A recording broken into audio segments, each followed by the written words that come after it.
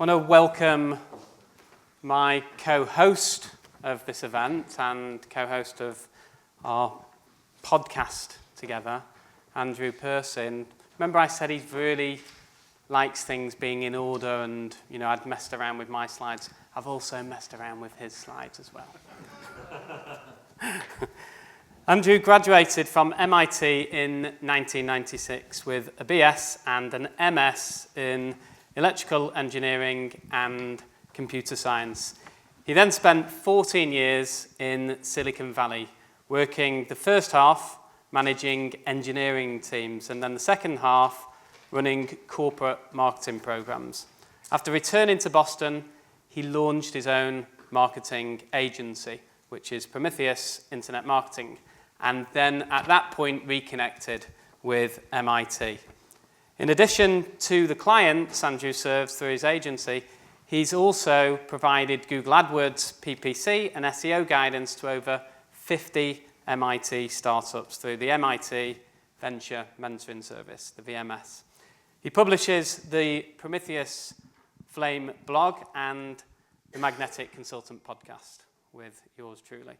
And he's here today to share the best ways to build your startup with Google search using SEO and PPC. Over to you. Thanks, Kenny. All these years, your British accent still cracks me up. It's Prometheus. Prometheus. And this is a presentation. It's not a presentation, is it? Something like that. Yeah.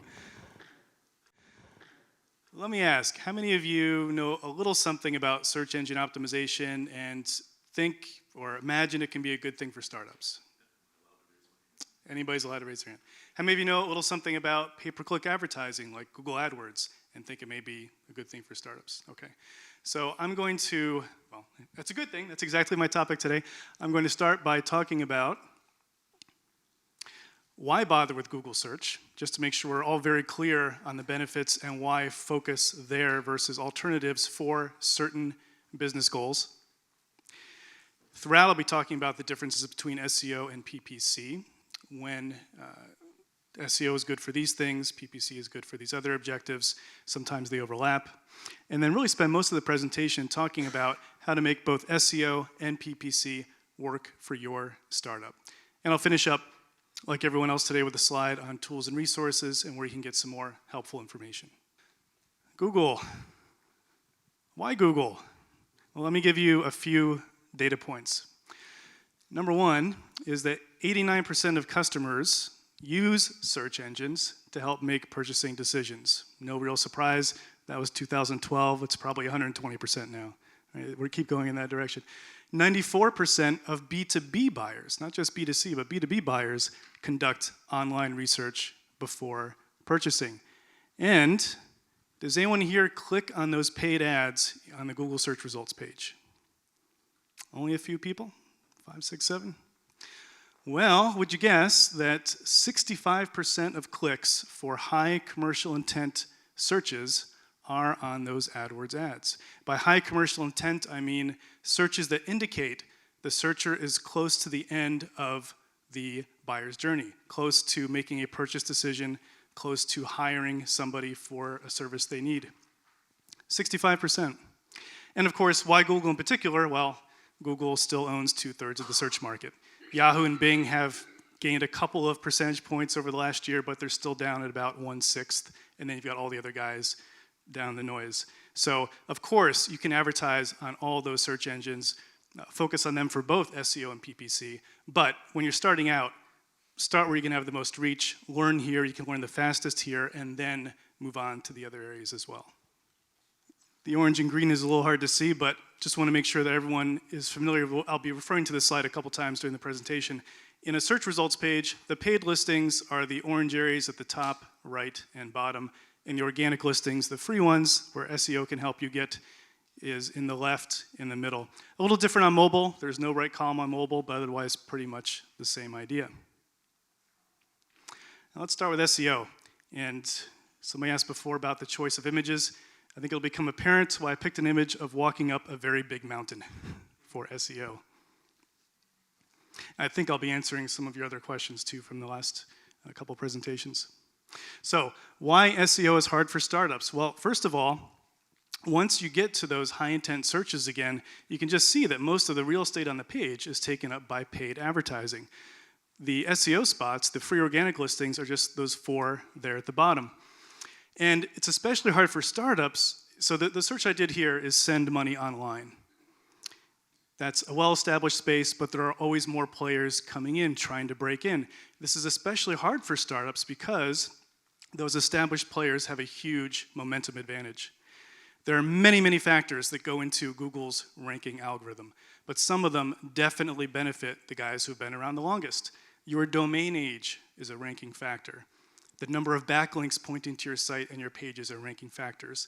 The number of different domains pointing to your site are ranking factors. The amount of site content, the number of pages are ranking factors. All those things help your entire website, every page on your site, become more prominent and higher ranked in Google search. And when you're new, you don't have any of that. In fact, domain age really affects everything else. The longer you're around, the more backlinks you attract, the more content you produce. So the first 3 listings here, Western Union, they've been around since 1851, a little before the internet, but they launched their website in 1995, one of the oldest ones out there. Walmart started in 1962, also launched their website in 1995. And PayPal, fairly new on the scene, launched in 1998 and had their website up in 1999. And these are giants. To try to displace these guys with a new startup for sending money online is an enormous undertaking. But it's not all bleak. SEO is also possible for startups, and that's because there's another set of ranking factors that favor newcomers, favor active people producing content, generating attention. The number of recent social shares you've had is a boost to your content ranking.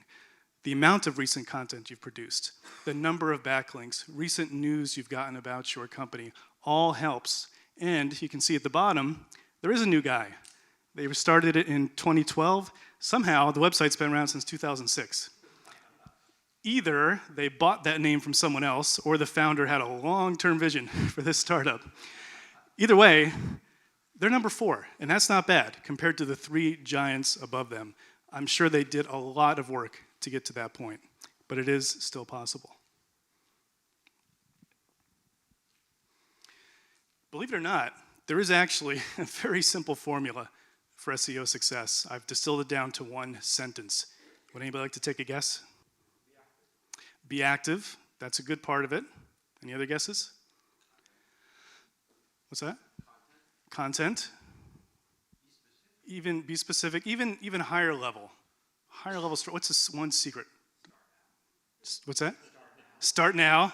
I'm definitely coming back to that. Give value. That's getting very close. Relevance to what they're searching on. All right. I think we're getting there. If you want to have SEO success, there's just one question you have to ask yourself.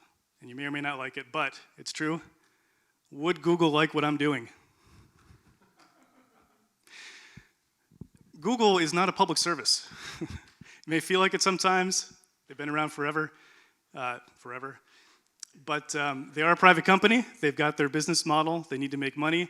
And they have their own mission statement. These are the Google guys, Larry Page and Sergey Brin. And this is their mission statement: to organize the world's information and make it universally accessible and useful.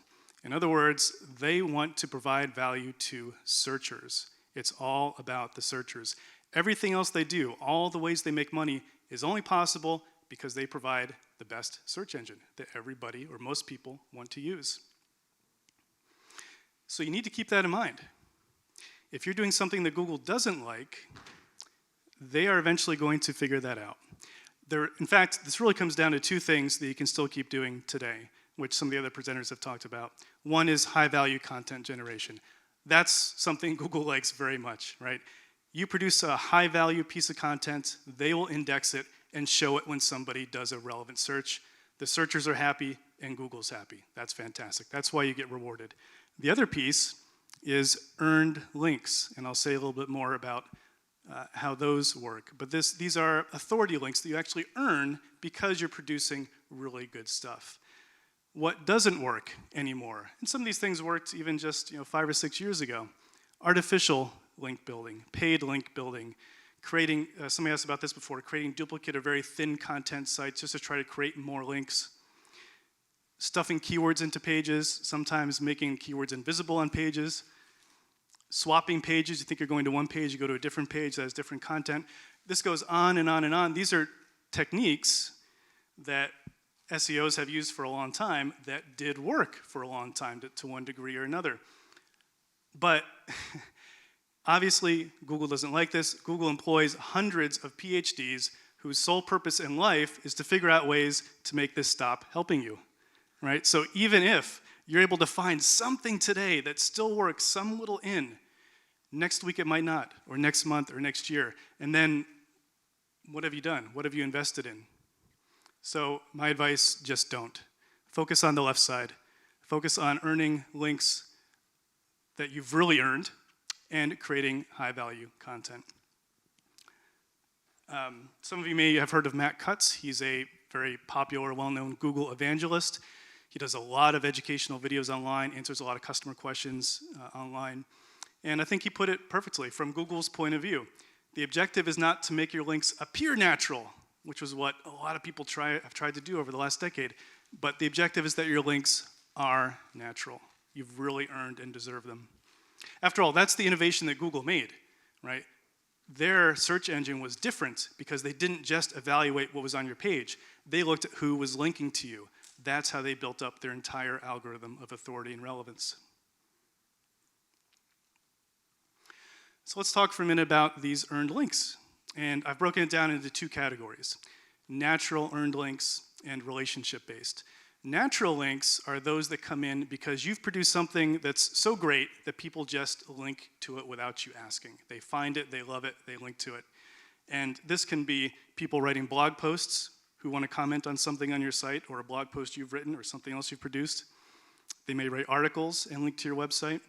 Social shares aren't quite the same as links, but Google also takes those into account for content quality. YouTube videos can link back to your site. Podcasts can link back to your site. The link goes on and on. The point is, you've produced something that makes all these other authors and content creators want to link to you. And Google sees that and credits that as true value for your site. And the second type are relationship-based, which I tend to think about a little bit differently. In this case, you're actually going out and building relationships with people who could then give a valid link back to your site. And I think this is still okay from Google's point of view because you're earning it from a relationship point of view. And some examples here would be industry websites. Right? People who cover your industry, you go out and make the effort to talk with writers or authorities in the industry and get them interested in you so that they write something about you. That's a valid relationship link. Plenty of review websites. If you want to send out your product or service for review and get people to write about it is very valid. Media websites, of course, getting news coverage. .gov websites, if you happen to have any relationships in the government or educational institutions, these are highly prized, very valuable links to get. And in fact, everyone here, I'm sure, can get a link from MIT, from some public MIT page to what you're doing. And that should be the first thing you do, because that's a wonderful foundational link to get for SEO building. I've got a few from different MIT departments around here, and it's been, I can tell it's been fantastic for my own website. And then the second piece was the content generation, right? And there's many ways of producing content. I'm talking about on your website, to get more pages on your website, to get indexed, to link together, to build up your website presence. You can have product pages on your site. You can have video pages on your site, podcast pages on your site, and of course, blogs on your site, which is my favorite. And I'm going to say a little bit more about blogging. And I'm glad everyone else has been too, because I do think that blogging is still king of SEO. There's so many more formats available to us today, but this still seems to have the most influence. I threw up an example of the Moz blog. If you follow SEO at all, Moz.com is a huge player in the space. They put out tons of educational content, and they have a wonderful blog that's extremely popular and shows up well in Google search. So why is it king? Well, For a blog, it's text, right? It's easy for Google to search and index and to show at the right time. It's also easy for people to consume and share. You know, it can be hard to share podcasts or videos. People can't always listen to audio, but clipping and sharing text is easy. You can easily answer a lot of popular questions like the FAQ Nick was talking about before. Most search results are, in fact, still text, so you still want to show up and compete in that space. And when you write things, that builds your authority. And as an old mentor pointed out to me, the first 6 letters of authority are author. That's it. When you write something, it's authority. People automatically say, this guy knows what he's talking about. So many benefits from blogging that feed directly into SEO. And to put a few numbers on it from a Quick Sprout, some research they did a couple of years ago, websites that have blogs get twice as many inbound links, 4 times as many pages indexed, 2 times as many monthly leads, and of course help to build trust and motivate purchases. So many benefits to having a business blog. I want to show you a case study. It's actually my own blog. And it's been an eye-opening experience for me seeing how this has gone over the last few years. I started back in April 2013. So this is a shot from Google Analytics. It's showing landing pages. So the first page that people arrive to on my site, new visitors, over the last 3 years, looking at only organic traffic. This is not paid advertising traffic, not direct traffic, just coming through mostly Google search. And then I filter it for people coming to my blog pages. So what that line is showing is the growth in visitor sessions to my blog pages over the last 3 years. And it's gone up to now where it's nearly 3,000 visitors per month to my blog, which is 90% of my organic traffic, over half of my website content, just people coming to my blog. And lest you think I'm some amazing blog writer magician, I do like 1 post a month. Right? I'm sure Nick can tell you if you double that or quadruple that or blog every day, this will be an even much, much more impressive curve. I'm happy with it is. I still get most of my leads through paid advertising, but this is absolutely fantastic. And the numbers, I've got goal completions over here on the right. Those are people filling out my contact forms, requesting more information about my services, all from free organic site traffic. But there's something else I want to point out here too. I kept the first line from the details listing here. I actually have 1 blog post on my website that's responsible for 2/3 of my traffic. A single blog post. And I've done maybe 30 over the last 3 years. And that 1 single blog post is also responsible for 40 contact requests about my services. Obviously, I wanted to dig into this and figure out why this was going on and what was so special about this post. The topic is simply this: should you separate your blog from your website? It was the time of the month when I had to sit down and write my blog post. I didn't have any ideas, but twice in the last week, I had 2 different clients ask me this question. So I said, I'll write a post about it. And it has been at the top of Google search for the last 2 years for any combination of separate blog from website, should I separate my blog from my website, anything you put in, that's those 3,000 visitors a month.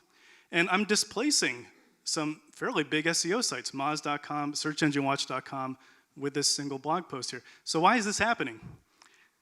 Well, I think a few reasons. One, it's a bit of a niche topic, right? It's picking a particular question to answer. Should I separate my blog from my website?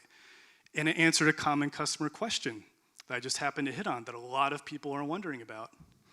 Of course, it's brilliantly well written.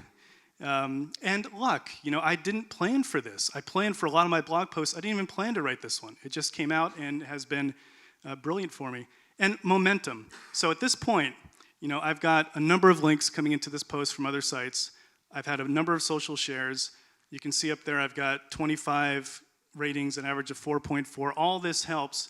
And especially, I think, this is my own personal analysis, I think the comments have been huge. I've got 133 comments. I don't just allow any comments, I curate them so they're actually meaningful, not people just looking to get links back to their own sites. And I have a visual to show really what that means. So this was my original post. Zoomed way out, and it was about 1,200 words. With the comments, it just goes on and 19 pages more, and then you get to the end. And this is all content added to that single page. So I started out with a 1,200 word blog post, and it's now a 15,500 word exposition on should you separate your blog from your website. I don't know, it could be up there for a couple more years because of all the momentum it's built up like this. And I wish I could say that I had this planned from the beginning, but it just kind of happened. And I think that gets to the point of you can't always plan these things. One of the best things you can do is just be consistent and keep producing, and some of your content can eventually take off like this. Yeah, very happy with that. All right, so to wrap up on SEO, I want to wrap up with why not to rely on SEO for your startup. So it's slow, right? It takes a long time. Usually I tell people 6, 9, 12 months or longer to see any kind of results from SEO efforts. There are no guarantees. Google can change their algorithm tomorrow. They change it all the time, big changes, little changes, and that post could disappear tomorrow for all I know, based on how they update their algorithm the next time. The entrenched competition that I showed earlier is very difficult to displace. You also have limited user targeting, so you write or produce content on a particular topic, but you don't get to control when that's shown. Google still decides that. You don't have the level of control, flexibility you might like. And, of course, it's actually not free, right? It's called free organic listings, but you need time and staff and resources to produce content over time. Once it's going, it's great, but it's not free to get there. But you should still start now. All right, let's switch to PPC. Different image. Not sure it's completely accurate, but it's kind of how I feel about it. I'm a Latin dancer too, by the way, but it's not a topic for today. All right, so a couple of types of Google AdWords that I want to just cover briefly, and then I'm going to dig into one in particular. And Nick actually, I think, presented this very well. There's interruption marketing, which can include Google display ads that appear on third-party websites, right? You're on another website looking for something else, and these ads pop up. Or video ads. You're on YouTube trying to watch something, and these ads pop up, right? It's all interruption marketing. It can build awareness. It can build branding. It can lead to opt-ins and nurturing, but it's not going to let you directly reach hot prospects.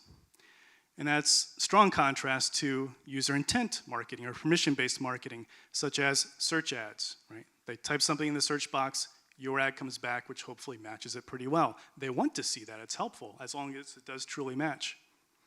And even shopping ads I put in this category. If you've seen the image ads that come back in most Google searches over the last couple of years, right? You get the ability to click directly through to product pages instead of going through Amazon or other sites first. And this is what allows you to reach those warm prospects and hot prospects for sales or opt-ins. This is where I focus most of my business, and even if you end up doing other types of marketing, you should at least be doing search campaigns as well. So I want to revisit this a little bit. We talked about, who clicks on those paid listings. Well, again, if you're ready to buy, those listings get 2/3 of the clicks. And Google is actually encouraging that pretty well. So here's an example. I have a sequence here of different searches, first starting with very high-level informational searches, and then going down closer to the end of the buying funnel. And you can see the difference on the search results page. So this search was for, do I need a laptop? And there are no paid ads. No one is spending money advertising for people searching on the question, do I need a laptop? It's just too early in the funnel to spend money on that. But you have a lot of great informational sites coming back, probably some blog posts, and this is where you can start driving traffic through blogs.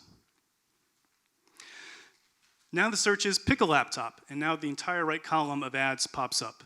Ads from Walmart, Sony, HP, because they know you're getting closer to actually making a buying decision.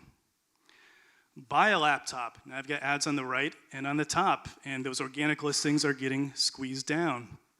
And one step further, buy a cheap laptop. You might think people would bid less for someone looking for a cheap laptop, but in fact, it indicates the searcher knows even more what they're looking for. And so you get all those image ads, those shopping ads showing up. How much space is left for those poor organic listings, right? It's like less than 20% of the page. So this is why PPC has really become critical for many businesses. Google is training us. Click on organic listings to find information. And again, that's where your blog can play. Click on paid listings to make purchases.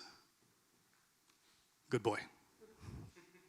Now, why do I think search advertising in particular is important for startups? Several reasons. One is you really get to target user intent. You target the exact keywords and terms they're putting in. Obviously, it takes some work to get that right, but you can really go after the mindset you think you're trying to reach in your customers. You get to convey your uniqueness through these ads, right? These ads are under your control. You can make your ads stand out relative to all the rest to attract the right attention. You control the website experience. In the organic listings, Google decides what page to show and how visitors begin their journey into your website. With paid ads, you decide what page they see and begin with. It's very easy with AdWords to track and measure just about everything. Not just clicks, but form submissions, phone calls, and tie it all into analytics and feed back actual client closing data into the system if you want to as well. You can turn it on and off instantly, right? SEO, again, can take months and months and months to start working. This you can start with tomorrow. And as a startup, I think this is very important, it helps you to fail fast. You can run experiments testing your hypothesis of what you think is going to attract your best prospects and learn from that immediately.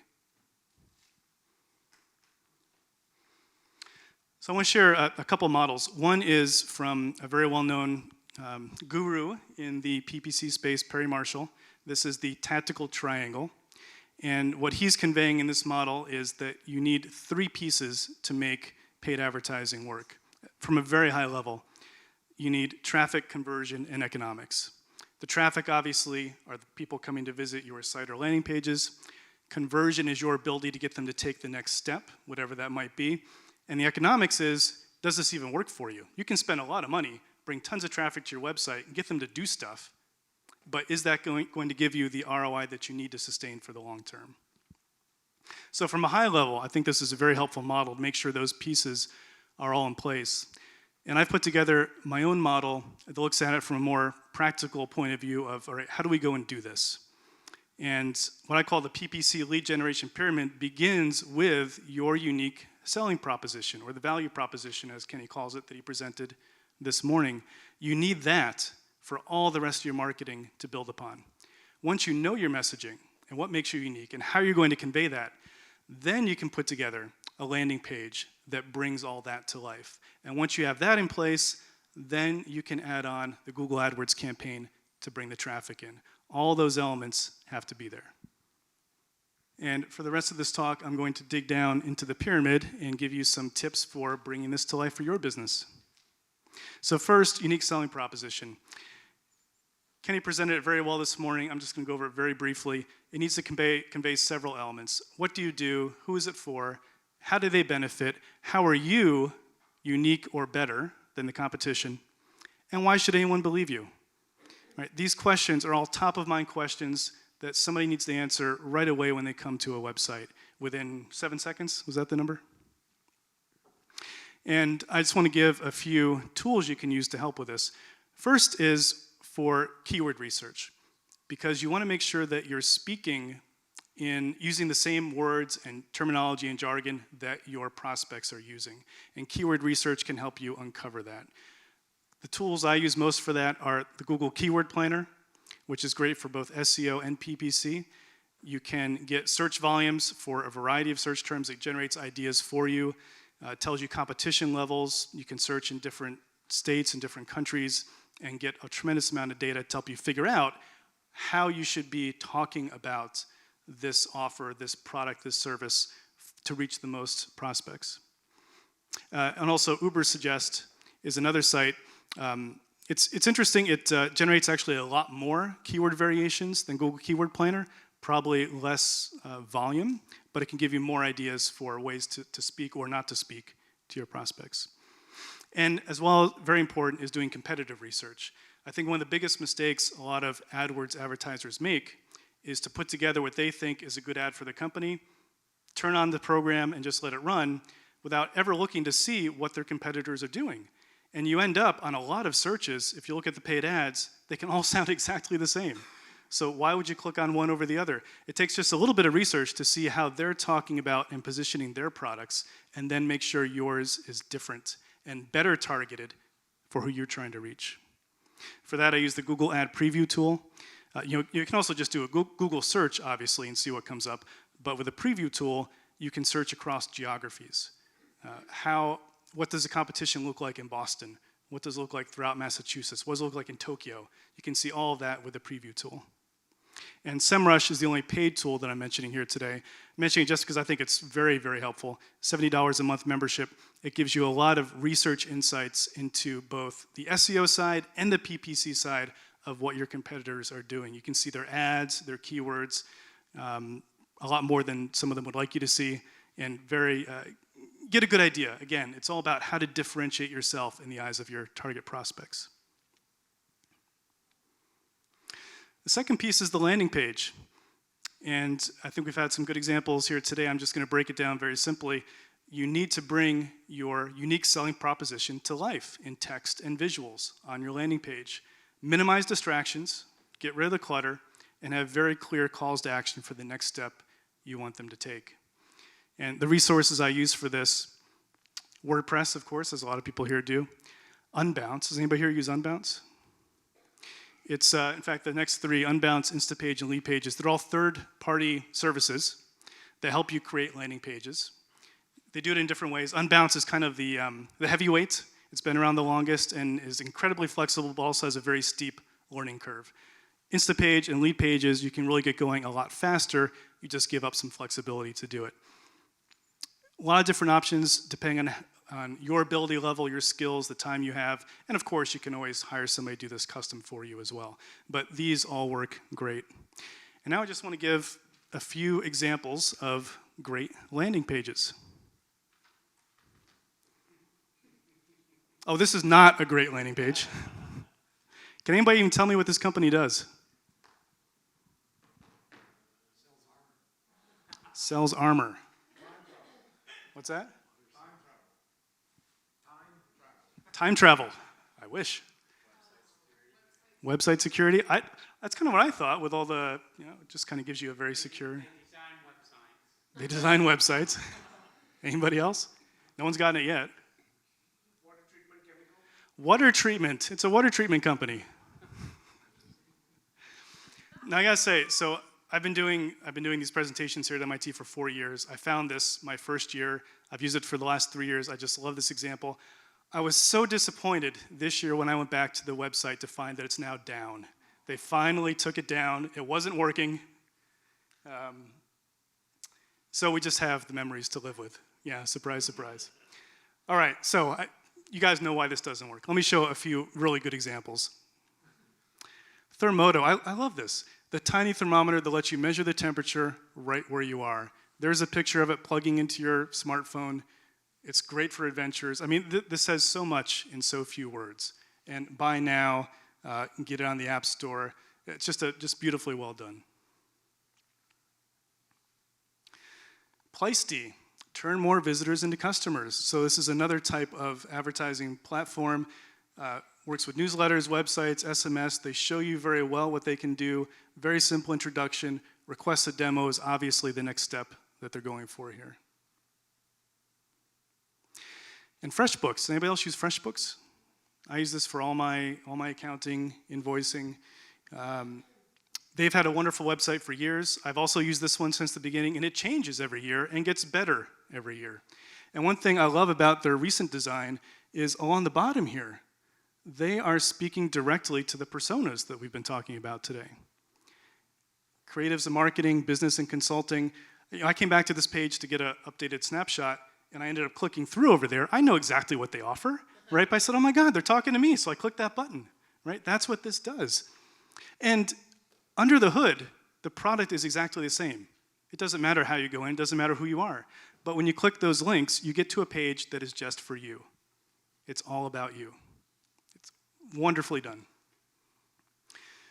Okay, and then the last piece, finally building that AdWords campaign. There's so many ways to do this, and I could go deep in the weeds about building AdWords campaigns. I just wanted to give a few tips for startups in particular of how to think about using Google AdWords. The first is to go lean. Don't try to utilize the entire platform. It's the most complicated advertising platform on the planet. It can take you years to try to master, and you don't need to. Don't think about it that way. Think how to use it in a very targeted way. Use it to fail fast. It's a fantastic platform for testing ideas. And keep your eye on the prize. Long term, you do need this to pay off to justify continuing to make the investment. And I'm going to go in a little bit more detail on these. So first, go lean.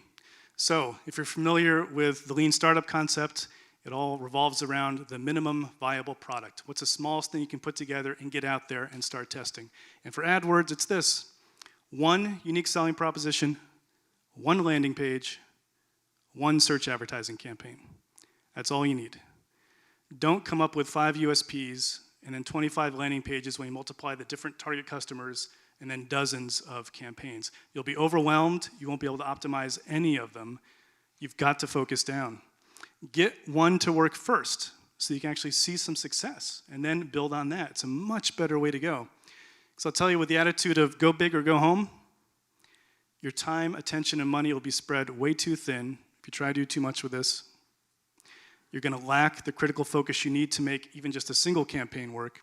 Failure is inevitable. You're just going to go home. Right? Focus down.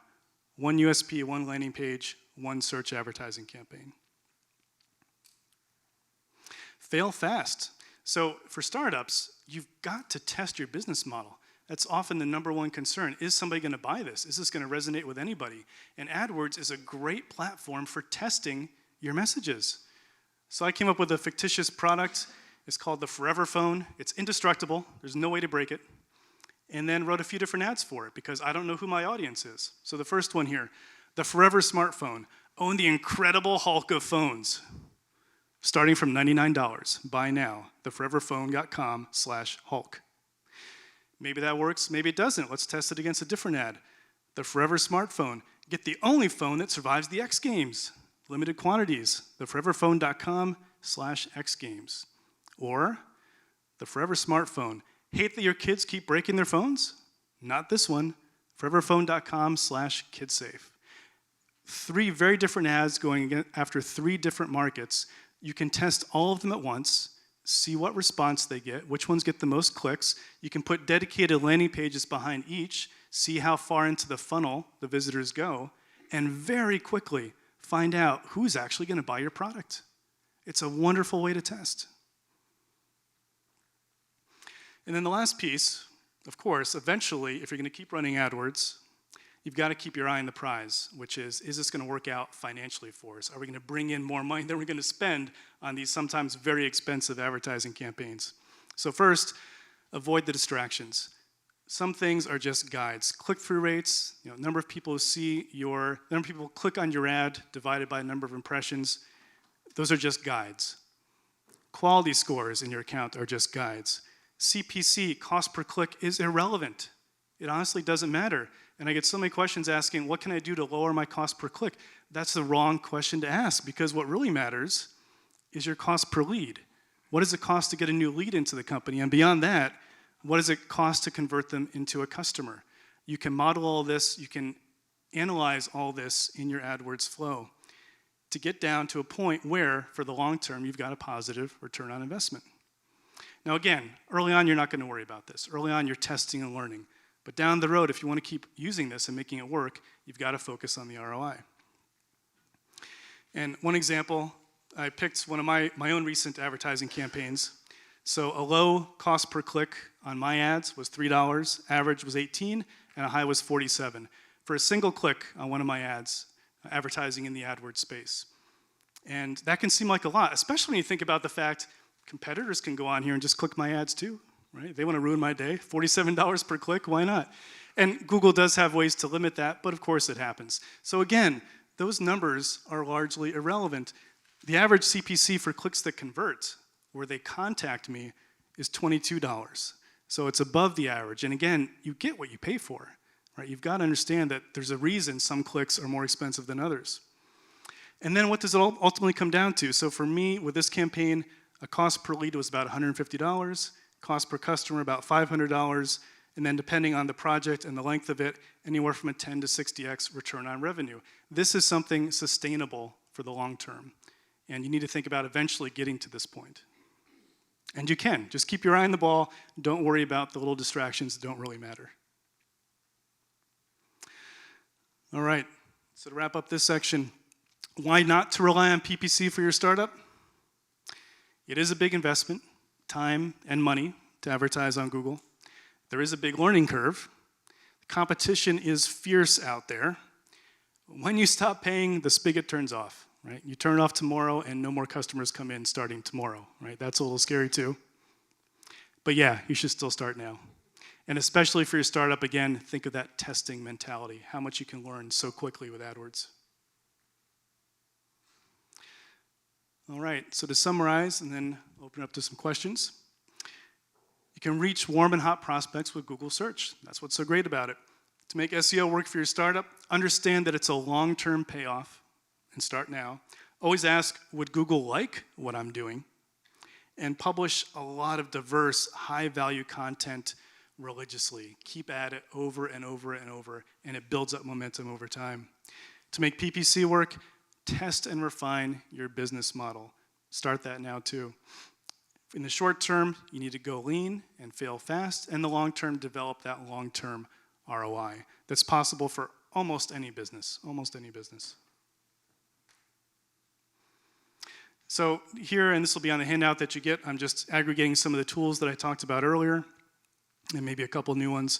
And also, if you go to this link, you'll find live links for all the tools, as well as some additional tools in the SEO and PPC space. You can download this presentation, and also have a free report available there, why your business fails to get leads online and what you can do about it, which digs even deeper into the need to focus on a particular niche and value proposition. All right. Round of applause for Andrew, please. Blog content obviously can get outdated. Can you go back and modify it, add to it? You can always go back and modify it. You'll see that sometimes people often put a little note at the top saying this post was updated on such and such a date. And that's great, especially if that post is already getting a lot of traffic. You don't want to change the URL, you don't want to move it, but you want to keep it fresh. And that's perfectly fine. There's no harm in that. It's a good thing. And Google will see, again, that it's fresh content. It's only beneficial to do that. You can do it two ways. You can update the content directly on the original page, or you can add a link to another page where you're adding some update. Both ways work fine. So the question is it good to blog on your own site or on a separate site where you can get a link back to your website, which can be very valuable depending on that third-party site. Both are valuable. In recent years, there has been a big push for guest blogging, going out and writing your own content to get published on another site, primarily to get that high-value link back to your own website. And just recently, Google has started to devalue that, honestly, because so many people have been going out and doing it. I still think it's valuable. It's not going to hurt you, but I would still focus first on producing the content on your own website, content that adds to the wealth of pages that Google can index for you and gives Google more ways to show your content online. Yeah. I think it's funny, I saw you underline all impact at all. Can you clarify both? So questions about Google authorship and Google+. Is anyone familiar with Google authorship? It came out a couple years ago. So that was a new feature Google rolled out where if you attributed your posts or articles correctly, you had to have the right links, your name in there and everything else, then when Google shows that content in search results, it puts your photo next to it. And the idea was that they wanted to promote authors, promote people who are out there creating real content, give you greater visibility, and reward those types of posts.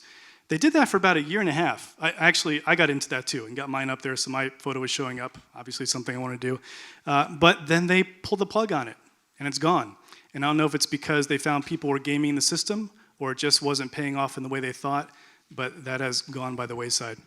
The second one, Google+, I don't know. I know they rolled that out thinking they would be a big competitor with Facebook one day, and that just hasn't happened. I don't use it much myself. I don't know if you guys have any experience using Google+ that you'd add to this. I'm a Facebook guy. So There is still the impact of shares. And from Google says they don't give special weight to links from Google+. I don't know. I bet they probably do. But they also do obviously take into account Facebook, Twitter, Pinterest, all those shares as well, and likes. They take all that into account in their algorithm. They have to. They can't ignore it because they need to respond to what people are responding to. Yeah. So that's a great question. Can you compete with the big guys in a very oversaturated, highly competitive industry? And I'll say two things. The only time I've come across companies that can't ultimately do well with AdWords is when they're selling a very low-cost product or service, and there's nothing on the back end to bring in more money for them, right? If all they're doing is selling a $20 product one time, it's awfully expensive to pay for Google clicks to make that work out. It's hard to make that work out. But for everyone else, and yours is your real estate, that's a high-value service, right? You can generate a lot of money from a new client. I haven't yet found one where you can't find a way in because you don't compete on their playing field. You make your own. You have to have one way that you're different or unique compared to those guys, and that becomes your focus in your paid ads. That becomes the way that you stand out and speak to your ideal target prospects. If you don't have that, I mean, I even say this in my workshop for applications, make sure you have at least one way that you're unique from the competition. If you're just a commodity, I can't help you. But if there is something special about you, we can leverage that tremendously in AdWords. Yeah, so the question is, how does pay-per-click pricing work? There's a lot that goes into it. To try to give a very brief answer, it depends on how much every competitor is willing to bid in that auction. It's also based on the quality of the ads you put out. If you put out higher quality ads, you actually pay less or get higher ranked for the same cost. And it is a real-time auction every time. Every single different search is a real-time auction against all your possible competitors. So the variation is tremendous. You're almost never going to pay the same cost on a click. So at 2 o'clock in the morning, the price will be different than at 11 a.m. in the morning, as an example? It'll be different likely because probably not all your competitors are bidding at 2 in the morning, or if you go to a different geography, it's going to be different. So many factors that make cost per click a very difficult creature to nail down. You put in your maximum price, and you never pay more than you need to beat the guy beneath you, but you could pay up to your maximum. That's right. Let me take a question over here. So Google 65%, there's still 35% left. Can you speak to the other search engines and how they work? Yeah, so half of what's left is divvied up to Bing and Yahoo, and then there's a lot of little guys beyond them. And a lot of advertisers do go over to Bing and Yahoo for advertising, which is perfectly fine. I just really recommend focusing on Google first because you get so much more volume and you can learn that much faster. And once you've optimized something for Google, Bing actually, and this is, it's to their benefit, they make it easy to copy your campaign over to Bing and start running it there too. One more question. Anyone more? Just a quick one. And just give does it really have to be that unique in order to grab people's attention? So the question is on the importance of that landing page, and it is critical. It doesn't matter if it looks like the other pages, or even if it looks like some competitors' pages. It matters that it gives that visitor the right first experience.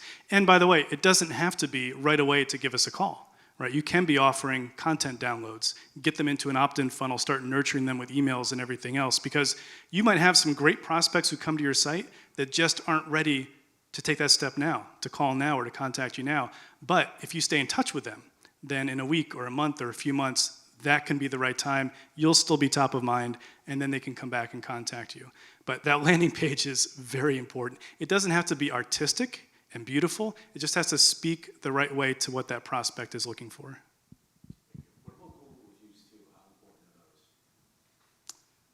those? Google reviews? Yeah. Again, Google says it doesn't weigh them any more than a lot of other review sites. I don't know if that's really true, but you certainly see other reviews at the moment being used more often. In fact, in AdWords now, you can actually, if you have reviews on some third-party sites, you can pull that into your ad and show star reviews on your ads as well. So they're integrating it further and further. All right. That's it. Great. If you have any more questions for Andrew, get a round of applause.